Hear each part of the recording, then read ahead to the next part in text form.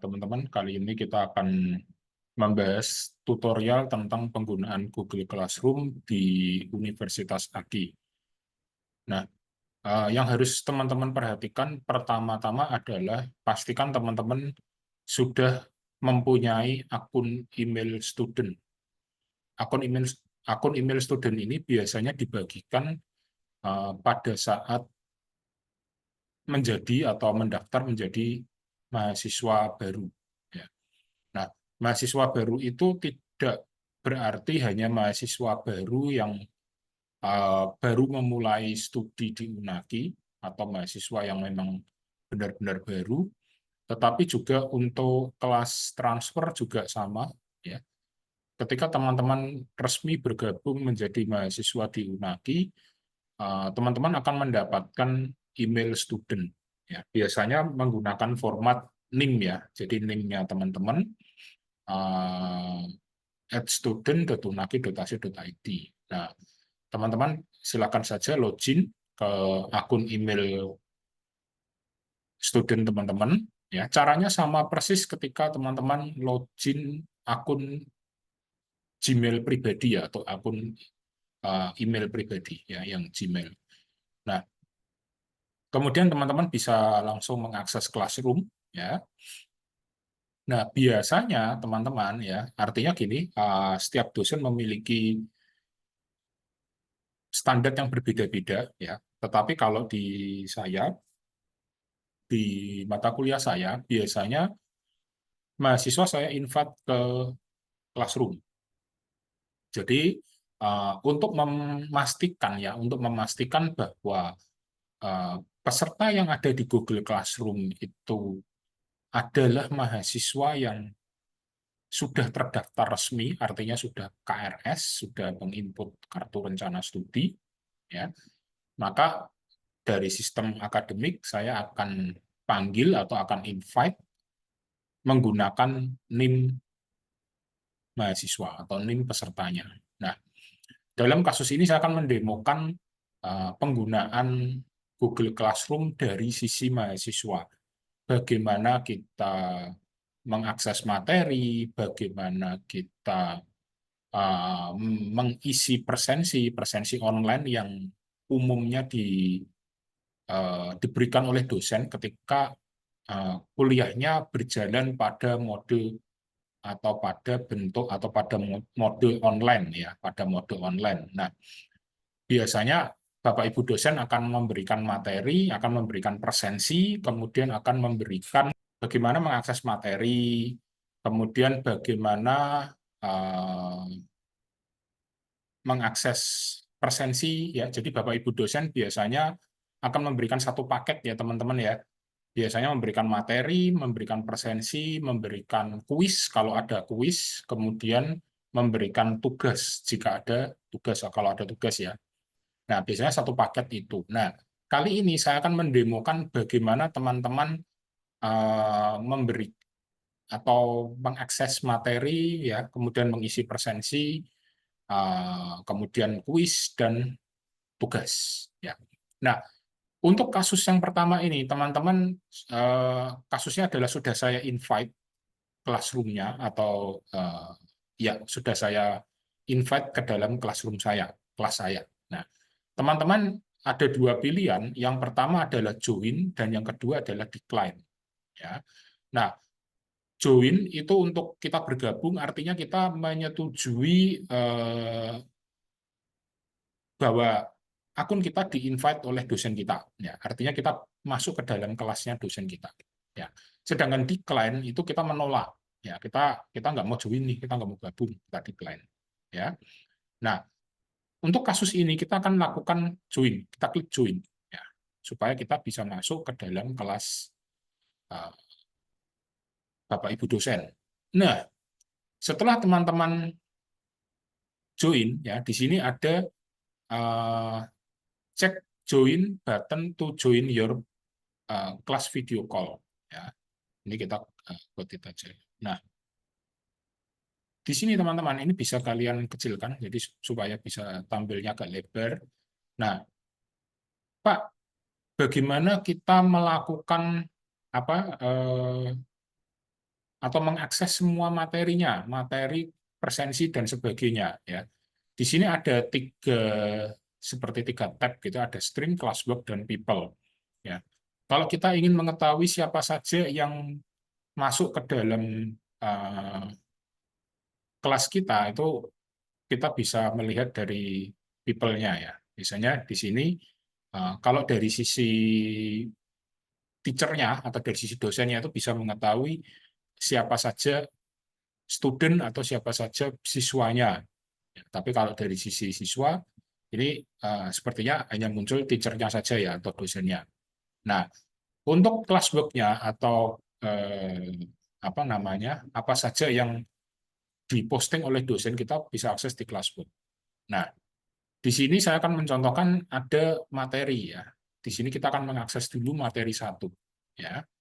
Nah, di sini ada view materi. Ya, teman-teman bisa melihat secara detail ya di view materi. Nah, kebetulan materinya berupa attachment atau lampiran file ya dalam bentuk PDF. Ini saya hanya contoh saja, dummy saja. Pak, bagaimana cara melihat file PDF-nya, Pak? Ya, teman-teman tinggal klik aja, ya, klik di tengah ini. Nah, nanti akan dilakukan view. Nah, ini kebetulan view-nya tidak bisa, ya. Nah, nanti teman-teman bisa menggunakan klik kanan, ya, open link in new tab, ya. Berarti view-nya bermasalah, tidak bisa. Nah, ini kita coba klik kanan, nah, open link in new tab. Nah, muncul teman-teman ya, ini muncul, ini saya kasih dummy berupa PDF. Nah, terus teman-teman bisa melakukan download. Di sini ada tombol downloadnya hidup ya, artinya teman-teman bisa mengklik download, kemudian bisa kalau teman-teman ingin ngeprint ya atau mencetak, teman-teman bisa melakukan atau mengklik tombol print ya. Print dan download bisa, atau ingin menambahkan shortcut ke drive juga bisa ya, gitu teman-teman. Oke. Nah, kebiasaan lain yang dilakukan oleh mahasiswa adalah menaruh komentar ya, menaruh komentar misalkan seperti ini ya. NIM misalkan ya, saya menggunakan NRP saya sebagai dummy 1413001 ya. Kemudian nama ya, namanya siapa nih? Misalkan ini saya menggunakan nama saya ya. Nah, terus kemudian di sini ditulisin hadir. Nah, ini loh teman-teman. Ini adalah kebiasaan dari mahasiswa. Ya. Biasanya mereka menaruh presensi di kolom komentar, di materi yang tampil pada hari itu atau yang tayang pada hari itu. Ya, mereka eh, memberikan komentar di sini. Ya. Pak, salah tidak, Pak? Saya tidak bisa mengatakan salah dan benar karena tergantung kebijakan masing-masing dosen. Tapi kalau saya biasanya, kebiasaan saya adalah saya selalu memposting yang namanya presensi online, teman-teman. Nah, apabila teman-teman presensi di kolom komentar, ya itu nanti akan susah untuk direkap, ya karena apa? Harus satu-satu, teman-teman, ya, dan itu sangat menyusahkan dosennya. Ya. Nah, cara terbaiknya adalah teman-teman pelajarin dulu di classwork, kira-kira ada enggak nih presensi online-nya, ada enggak? Kalau ada, teman-teman jangan eh, melakukan presensi online di materi yang tayang pada hari itu. Ya, seolah-olah kalian udah mengakses materi, kemudian teman-teman eh, memberikan komentar ya, hadir atau apa. Nah, itu teman-teman ya. Kemudian kita akan coba untuk melakukan presensi online, teman-teman ya. Presensi online. Nah, di sini ada versi 1 dan versi 2. Apa itu, Pak? Ya. Versi 1 itu eh, saya khususkan untuk kuis yang berupa apa ya? Jadi hadir izinnya itu menggunakan ketikan, ya, ketikan atau inputan apa namanya, kata-kata. Jadi modelnya adalah short answer. Nah, Kemudian yang kedua adalah menggunakan pilihan ganda, ya, pilihan ganda. Jadi hadir, sakit, izin, nanti tergantung dosennya pilihnya apa.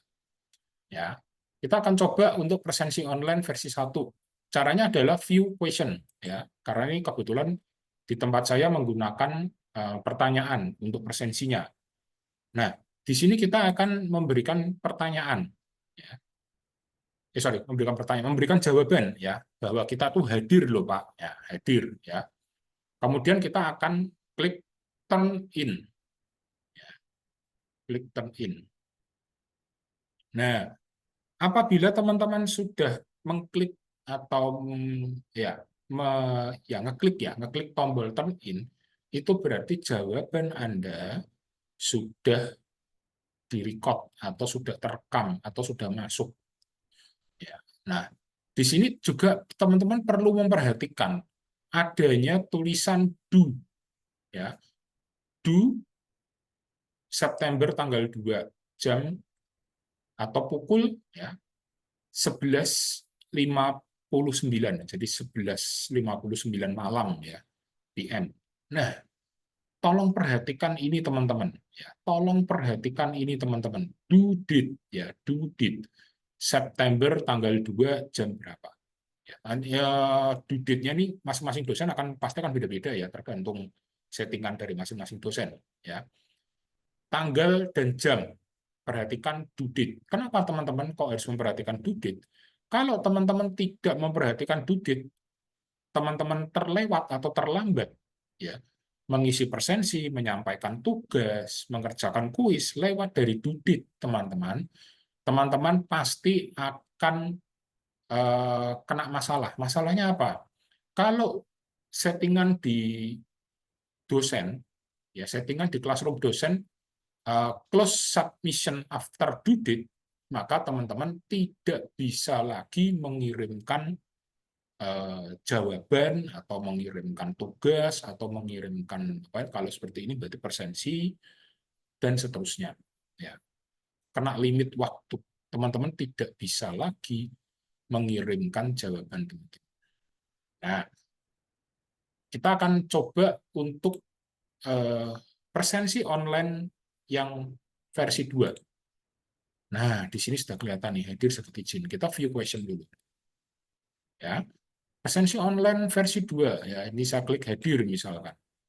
Kemudian saya klik turn in, ya, turn in. Nah, ini. Setelah saya klik turn in atau turn in ini, sudah terekam jawaban saya dan sudah tidak, istilahnya sudah, kita tidak perlu khawatir lagi jawaban kita tidak terekam selama kita sudah melakukan klik turn in.